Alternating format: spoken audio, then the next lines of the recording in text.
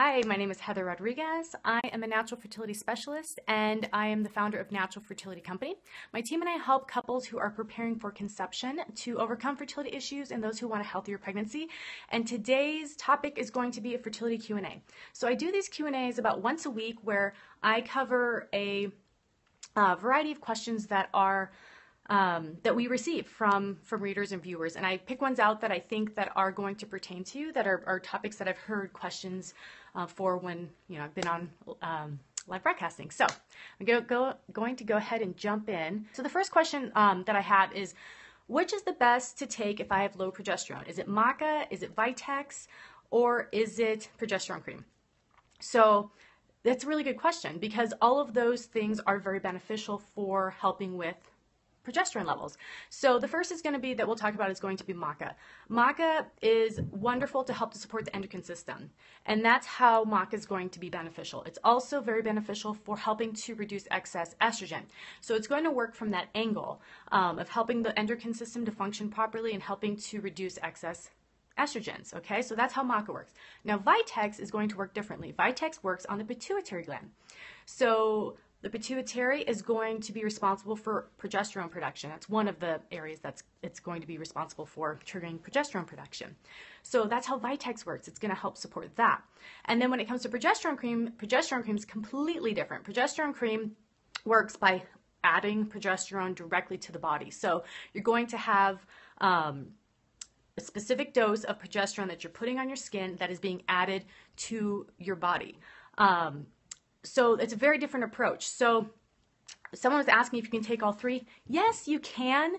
I don't know if I would highly suggest that. So what's beneficial is going to be supporting the endocrine system, yes. Supporting the pituitary so you get more progesterone, yes. And then progesterone cream we kind of save until there's a specific known progesterone deficiency, or there is a you have short luteal phase. Like, it just kind of depends on what's going on with your body. But what I can say is that I like to use maca and Vitex first before progesterone cream because it's going to help the body to produce and to help its progesterone levels over adding progesterone to the system. Now, the positive about progesterone cream, though, I mean, we definitely use it and we really like it, is that you know exactly how much progesterone you're using. So in the case of like a recurrent miscarriage, and you know that is due, because of testing, that is due. I'm so glad you joined. You know that is due to having low progesterone. That's the reason you're having recurrent miscarriages.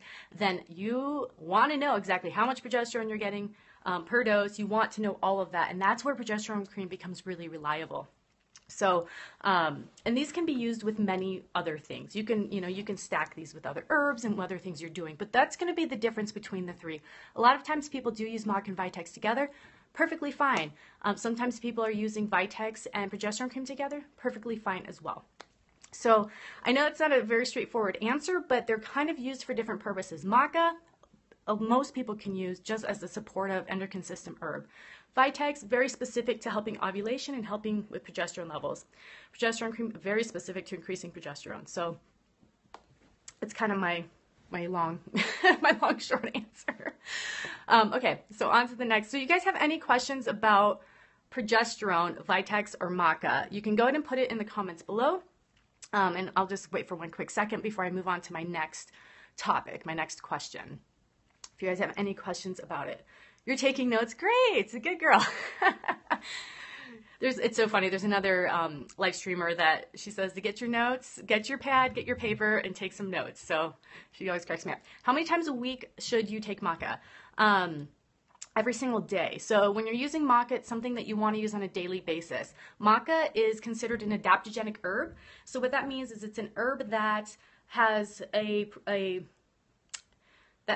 a effect on the system over time. So you need to actually have it in your bloodstream on a daily basis in order to get the benefits of it. So every single day. Someone was asking if maca increases libido. It sure does. In both men and women, maca is great for both men and women. So yeah, it's a wonderful benefit, side effect of maca. Let's see, I've got a couple other questions. You've been diagnosed with low progesterone. Is it okay to take all three? I would probably kind of use it as a scale. And for those of you who are posting questions, please copy and paste them again if I missed them. It's kind of like a scale. I would start with Maca and Vitex, and then I would go to progesterone cream, but you've been diagnosed with it, then, it's more of a specific answer that I'd like to give you after knowing your levels and kind of what's going on with you. So if you can email us at naturalfertilityshop.com and click contact us, because I have some questions I want to ask you so I could tell you for you specifically, since you have had your levels tested, what would be the best route. I'd feel best with that. You're taking natural progesterone cream since January and still have low progesterone level on cycle day 22. Your wife has PCOS. Anyways, I have a ton of advice, Nicholas, for PCOS. Definitely. We have a lot of stuff. Yeah, so go ahead and email us, because that's more, I want to kind of pinpoint that for you. What was that? I was going to answer that previous question. There's so many questions. I'm sorry. They just passed by. Wild yam root for progesterone thoughts. I actually don't suggest wild yam root for progesterone. Here's the reason, and that's a great question. When you're using wild yam root, your body's going to have to take that, and it's going to have to turn that into progesterone. So it's an extra step that has to happen, and when that happens, you're going to lose effectiveness. You're going to lose some of the benefit of using that. When you have low progesterone, like someone on here was talking about how they specifically know their levels and they know they have low progesterone. You want to know that you're getting enough. So when you're using wild yam cream, you are not able to know, I'm getting 40 milligrams or 20 milligrams per application. And you really do want to know that when you're using it for specific reasons. So I don't use wild yam cream for that reason. I use USP natural progesterone cream. How do you know if you have low progesterone? There's two different ways. There's one that you can do at home, and I'll get to the pregnant at 46 question in just one second, I promise you. The one way at home you can tell is by fertility charting. So fertility charting is when you take your temperature every single morning and you keep it on a chart, and then you can see what's happening. After ovulation, if there is not a temperature rise, when progesterone begins to be produced in the body, your temperature begins to rise. That's why you're warmer during pregnancy. It's helping to create an environment for the embryo to implant, okay? If that's not happening on your chart and you're not getting that rise in temperature, that's one possible sign that you are progesterone deficient. You can also get a blood test. You can get a urine test. You can get a blood test. You can get a saliva test. And those are the main ways to tell if you have a progesterone deficiency. So FYI, something for you to know. So getting pregnant at 46, cycle still regular. It depends on so many different things besides just having a healthy monthly cycle. It depends on your ovulating. If you're ovulating, that's more important than if you necessarily have a menstrual cycle. So that's going to be, the main factor if you're ovulating regularly. Because if that's happening, then you've got a lot of possibility going on. You were asking about, sorry, someone just walked in. My vitamin D is low. Could working on that help with progesterone too? It's hard to say. I mean, vitamin D is definitely a part of hormonal balance, but I don't think just working your vitamin D is going to be your whole plan. Okay, any other questions about progesterone before we move on to the next question? If I stop progesterone cream, if I've been below a level 10 for the last 3 months, and try Vitex. Okay, so yes, and you need to do that during the right part of your cycle. So the question was, can I stop progesterone cream and start using Vitex? That was the question. Yes, you can. So if you've been using progesterone cream for a period of time, you want to make sure to stop it at the right time. So you would stop it right when you get your period, and then you would move on to Vitex. You don't want to just stop progesterone cream in the middle of using it, because that could affect your monthly cycle. So wait till you get your period, which is the normal time you would stop progesterone use for that cycle, and then you can switch to Vitex. It's going to be different on the blood panel or the saliva panel that you're doing. You can take a look at, whatever panel of the place you're getting your testing done at. And Vitex is done daily in the morning, yes. Can you take Vitex while you are actively trying to conceive? Yes, you can. Yeah, you would take Vitex all month long. And I'm actually going to cover Vitex on this next question a little bit more. So I'm going to move on to the next question unless there's any more. And you guys can put your questions right in the comments. How many grams of Vitex? 1,000 milligrams a day. Is Vitex to be taken down the cycle? You guys have so many questions. This is great. Vitex should be taken all month long. Yes. Should men take Vitex? You know, that's actually something that we've been studying recently, is men using Vitex to help with hormonal balance. And there's actually a male herbalist who's been working with men and testosterone levels who is using Vitex. So it's something we're looking into because he's been seeing actually some really good results with it. But I can't speak from personal experience with our clients just yet, but it is something we're looking into. So can you take progesterone during pregnancy? So I'm going to go ahead and jump to the next question because I will cover that question with this next question. All right. All right. Can herbs cause a miscarriage if they are stopped suddenly? Okay. So that's the next question. Can herbs cause a miscarriage if they're stopped suddenly? So for most herbs, the answer is going to be no. The answer is going to be no. But there is one herb that you want to be cautious with when you are using it and you become pregnant, not stopping it cold turkey. And so that herb is going to be Vitex. So someone was just asking, should I stop Vitex once I'm pregnant? What should I do?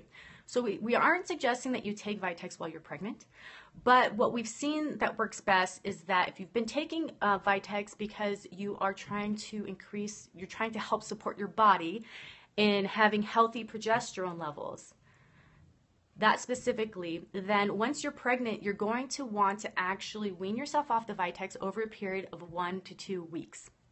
The reason for that is you want your body to be able to take over the progesterone production and not need that extra support of the pituitary gland, okay? If you're using Vitex that helps to support the body in normal ovulation, you don't really need to worry so much about that, but if it's more of something that you're using to help with your progesterone levels, then you would slowly go down from that original 1,000 milligram that you were using, and then you would just slowly go down from there. And it's also best to once you're pregnant, contact your midwife, contact your doctor, let them know I'm taking Vitex, this is the reason why, here's what I know about it, about weaning off of it, what are your thoughts, what would you like me to do? And work with your practitioner once you're pregnant. But that's just something to know about it. And we don't suggest Vitex to be used during general pregnancy unless you're working with an herbalist who specifically knows how to use that during pregnancy. Is it fine to just take only maca, or should I take maca and Vitex together? It matters what your goals are and what you're trying to do. So maca and Vitex work fantastic together. They work for different reasons. Maca is going to be great for helping with hormonal balance because it's supporting the endocrine system, so it's going to help the body to have a healthy hormonal balance. It's also going to help have healthy estrogen levels in the system, so it's kind of a different approach. I think maca is fantastic for almost anybody. Some people are sensitive to it because it gives you energy, so you just take it in the morning. It's an adaptogenic herb, so in order to be an adaptogenic herb, it has to be considered safe. It can be used for long term. It's very supportive, so I think they're a great combo. Great, you love maca root. Me too. I do too. What's your favorite form of maca root, JJ? Is it normal to bleed if using Vitex while not having period? Are you spotting? That can be normal. Hi, Judy. Nice to see you. Spotting can be normal once you start taking it because the hormonal shifts that are happening. Thank you guys so much for joining. I just got a bunch of new people. So hello. Spotting is, yeah, that's normal. So when you start taking herbs that are going to have an effect on hormonal system and hormonal balance, you might start seeing some spotting and you might have hot flashes. And it's usually just for maybe 3 days max, but that's showing that the body's starting to shift and that you're starting to have changes happen. So it's actually a good thing. Can Vitex and Tribulus be taken together to ovulate? Yes, good combo. Take both Vitex and maca together, great combo. Can I take maca during egg retrieval, implants, or pregnancy? So when it comes to using fertility herbs to help support fertility, and then you're preparing for medical cycle, you need to get everything, you need to do all of your herbs and have that completed before you start your medical fertility drugs. We do not want to combine fertility supportive herbs with fertility medications because we don't want to affect that cycle. We want, when you're on a medicated cycle, you want it to be, that's it.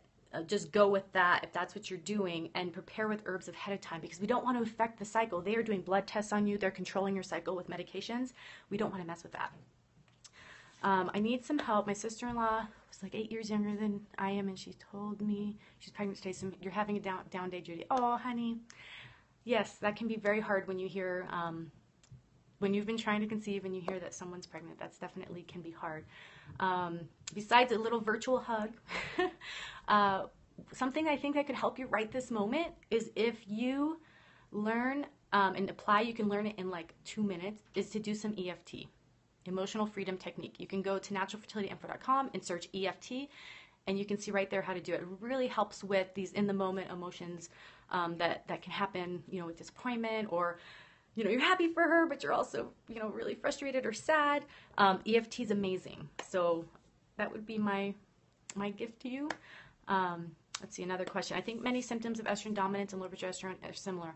Well, they go hand in hand. So a lot of symptoms of excess or high estrogen and low, oh, exactly, JJ, meditation is awesome. That's another, there are some great meditations on the website too, or you could go to YouTube, but hugs to you, Judy. So high estrogen or excess estrogen and low progesterone go hand in hand, because if you have high or excess estrogen, that's going to affect your progesterone levels. When you have too much excess of something, it's going to lower something else. That's why a lot of men are experiencing low testosterone, because they have higher estrogen than normal.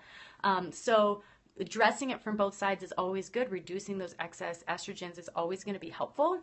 And that's easily done through environment, food, diet, cleansing, things like that. Angus cassis, that's the herb of the day, Vitex. Yep, Angus cassis, chase tree berry, it's also known as. Those are all Vitex. So, yeah. All right. So those that's the second question. Great. All right. So now I'm going to go on to there's a couple more. You've taken so much of my wonderful advice and used Vitex maca, smoothies, and cashew Vitex. Awesome. That's great. Could you take chase tree tincture? You definitely can. Yes, you can take chase tree tincture, same as Vitex. You had a miscarriage last summer and finally completed the testing you suggested. Great. Did you find out anything? Can you clarify? My doctor prescribed Clomid. Should I stop herbal supplements? You should not take herbal supplements at the same time that you're taking fertility medications. So if you're using Clomid, you should not be taking any herbal supplements at the same time, because Clomid has a very specific action that it's trying to accomplish, that you and your doctor are trying to accomplish. You don't want to take herbs at the same time that you're using Clomid, because you don't want to mess up what you're trying to do. You kind of want to pick a plan and stick to that for the period of time that you're doing that. Is maca okay? Again, any herb during fertility medications, we don't suggest. Okay, all right, so any more questions? I'm going to go on to my next one. Yes, thyroid and progesterone are fine. Oh, you found out, what is your name? Lise? So you got testing done for your miscarriages. You found out you have blood clotting issue. Even though, that might be, okay, I have blood clotting issue. You actually know. Ilse. Sorry, Ilse? You now know, because there's things you can do for that. So I'm sorry you have a blood clotting issue, but you also have an answer now, and there's definitely things they can do for that once you're pregnant. I'm happy for you. Good. Okay. Not that you have a blood clotting issue. I'm happy that you know, because that's definitely, there's just some, a couple things you're going to have to do while you're pregnant. That's great. See, that's good. Okay. All right. So on to my third question. I've been told I have poor egg health. Is there anything I can do?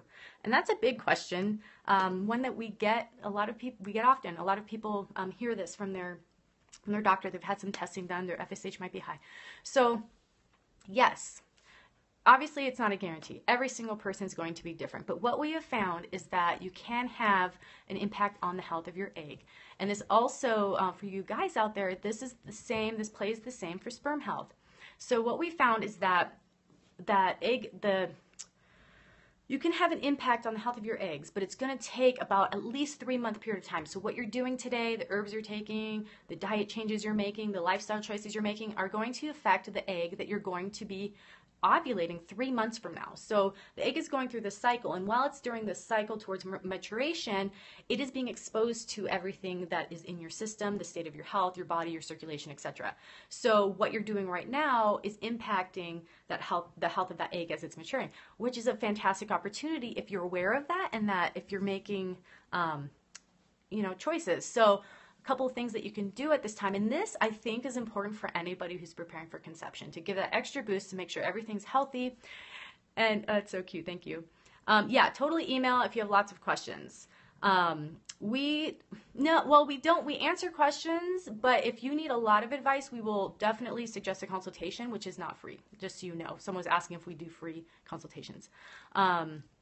So For egg health, a couple of different quick tips. Antioxidants are going to be huge, but there's specific antioxidants that you need to use. It's not just like any antioxidants. You're not just going to go and use vitamin C, even though that is one of them. You need to use a specific group of them. Another thing is going to be diet. Diet is going to have a huge impact. You're going to also want to make sure your circulation is healthy and flowing. Everything's going good with that. And then you're also going to want to reduce your exposure to different toxins and stressors within the body. So just mind boggled. Oh, that's great. I'm glad that you joined us and that you're here. Awesome. So there are definitely things that you can do to help support egg health. We have a whole guide on naturalfillyinfo.com, step by step, what you do each month, specifically what you need to do. We've had great success with it. Of course, everybody is different and some people have multi-layered issues and different things going on. But for the most part, you can have an impact. And it also is going, I have to say this, it's going to depend on if you're still ovulating and if you're still, able to get pregnant. We do work with some people who are into menopause, and there's nothing we can do about stopping or reversing menopause, unfortunately. So, so taking that into account. So those are the three main questions I came with today. If you guys have specific questions you want to ask, I'll stay on here for a little bit longer and answer those questions. You can just put them in the chat. Oh, Carrie, I'm so glad that you're finding these helpful. Good. That's why I do them. I want to connect with you guys. On average, I ovulate day 20 to 26. Is this too late? How can I shorten your cycle?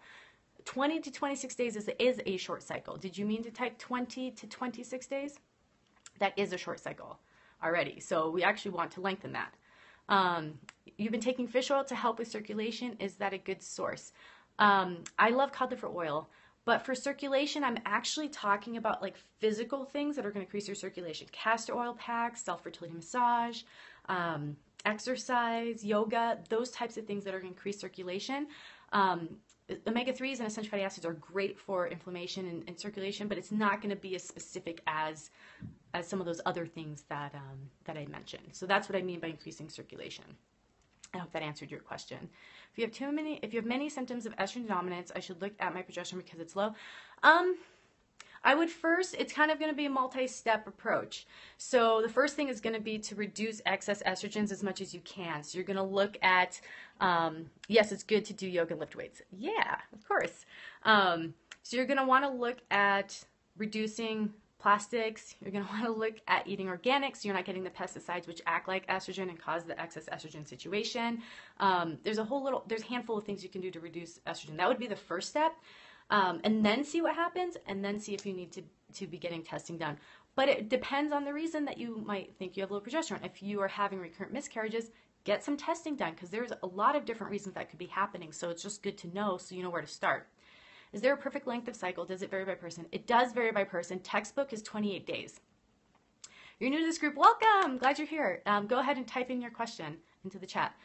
My cycle is often as long as 38 days. Okay, so you typed in 20 to 28 days, but you meant 30 to 38 days. Okay. So that can be long. I'm not saying that, oh no, that's long, you need to be worried. It's just some people's cycles are longer. Are you ovulating? What is your cycle like? This might be too much information time, but knowing what your cycle's like, if you're ovulating, that's going to be more important than the length. But I can see it being frustrating when you're having a 38-day cycle and you're having to wait so much longer for your cycle, for you to ovulate and have that chance. You won't have the 12 or whatever chances a year, 13 chances a year to get pregnant. So to help balance out a really long cycle, you have to look at some factors. It's not just, here, take this herb. You're going to need to look at a couple different factors. Do you know, is my egg too old by the time I ovulate? It depends on when you're ovulating, but most likely not. It's not going to, everything just happens more stretched out. So you could have, instead of ovulating on day 12, you might be ovulating on day 16. That's okay. It's not that necessarily that the egg is too old because it's been sitting there. It just depends on your hormonal, if it's a hormonal imbalance, kind of what's going on. So there'd be many more questions I would need to ask you for us to actually pinpoint that down and help you in a specific direction. So email us. Go to naturalfertilityshop.com and send us an email. We can kind of see if we can point you in a direction or ask you some questions, or if a consultation might be needed, so we can best help you. Pre-IVF is acupuncture beneficial? Acupuncture is awesome for IVF during transfer. It's been shown to increase success rates, and directly after transfer. I'm sorry, right after transfer. Yes, not retrieval, transfer. Okay, any other questions? You've been doing the Fertility Smoothie Challenge. I love it. Maca's awesome no matter the age. Yes, over 40 Maca's awesome. I'm glad you're liking the Fertility Smoothie Challenge. Did you hear about it yesterday, or have you been doing it for a while? You've had reflexology for a year. That sounds relaxing. Is 25-day cycle normal and ovulating on day 12 normal? Okay, so ovulating on day 12 is normal. Is textbook. I don't want to say normal because everyone's different. 28-day cycle is textbook. The only thing that you might be running into is if you have a 25-day cycle, you want to make sure from ovulation until your period is at least 12 days or longer. If it's shorter than that, then there's not enough time for implantation. So that's where you can kind of get into some issues with too short of a cycle. Yeah, reflexology is awesome. I'm actually going to go get some here in a little while. Which is better, Vitex liquid or tabs? It depends on which one you're going to take on a regular basis. Which one are you going to take on a regular basis? That's it. I've been doing it for a while. Thanks. Oh, great. Good. I'm glad you're liking the smoothies. So repost your question if I happen to miss it. There's a lot of questions coming up on the screen, and I might miss it in answering one. Because I talk too much sometimes when I answer questions. What should I do for a shorter cycle, 25, 26 days? So something that you can do to help lengthen a cycle, something you want to do more research into, how to help your body to regulate, do more research into Vitex. Vitex is fantastic for helping to reset the length of a period. Also, building up your system, doing some research on Dong Quai could be beneficial. I'd want to, and you don't have to answer me here since we're, live broadcasting, but if your cycle or your period is too light, or what's considered scanty, so it's very light like strawberry jam, it's only 2 or 3 days long, it's mostly spotting, things like that, means that you might want to build up your blood with Dong Quai and with nurturing mineral-rich foods as well. Hope that answered your question. You read luteal phase under 10 days. So 10 days, I generally 12 days and under is what I've read. Might be some different references. You started charting your temps again this cycle. You've been up.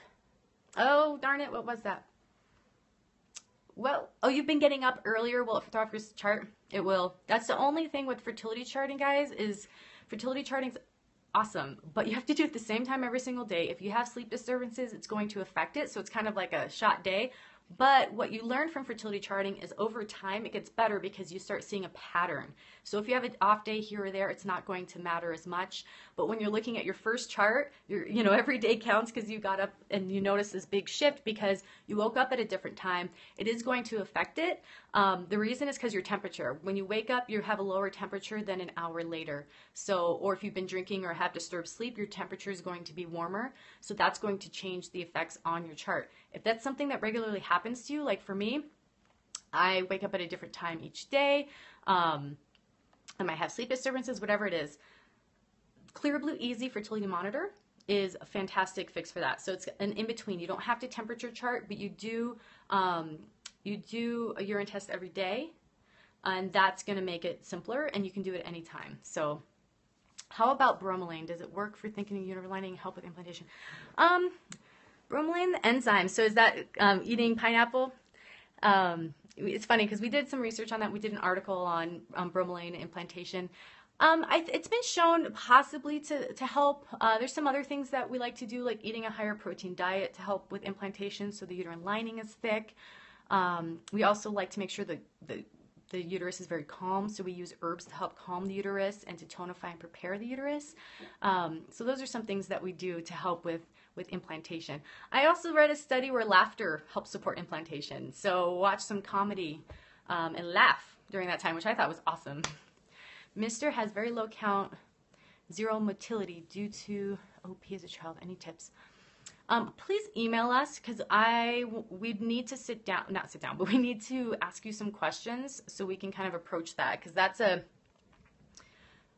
zero motility. Has he ever had motility? Has it gone down? There's some things we'd need to know if it's more of a genetic issue or like what his jobs have been in the past years, those types of things, to see if natural therapies can assist. So you'd go to naturalfertilityshop.com and click on Contact Us, and we can ask you some questions.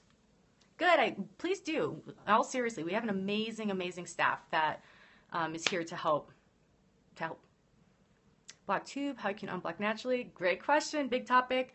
There's a couple different things that you can do. I can't cover them now because we're just doing Q&A, but there's a couple different things. Go to naturalfertilityinfo.com. I have a guide there, how to support the body when you're experiencing blocked fallopian tubes. So you can see step by step what you need to do, because it's not just one simple thing. So you can do some research and read that there. You drink red raspberry leaf for tonifying the uterus. That's fantastic. Red raspberry leaf is a great herb to help with supporting the uterus, increasing circulation. It's something, though, that if for those of you who have experienced recurrent miscarriage, we don't recommend until the second trimester of pregnancy. Just throwing that out there so you guys kind of know the current state in the herbal world with red raspberry leaf. All right, so any other questions? Thank you guys for joining me today. It was so great to see all of you. I do fertility scopes Monday through Friday, almost every single day. I do them about 4 days a week, and I cover different topics such as herbs, diet, supplements, Q&As, all of that. Natural therapies. Thank you, Bianca. Yay, I'm glad you found us too. I'm glad you find us too. You guys are awesome. When can I stop drinking raspberry tea is after menstruation? You can drink red raspberry tea all the time if you want, unless you're someone with recurrent miscarriages. If you are, then you would just drink red raspberry leaf tea the first 2 weeks of your cycle. Stop after you ovulate. Just, on the safe side, there's other teas you can drink during that time that are perfectly fine. So, and also if it's in a blend, thank you so much for doing these, learning so much. Great. Yay. Thank you guys for joining me. Okay. All right. So you guys have a fantastic weekend. I will see you again next week, and yeah, take care of yourself. Great.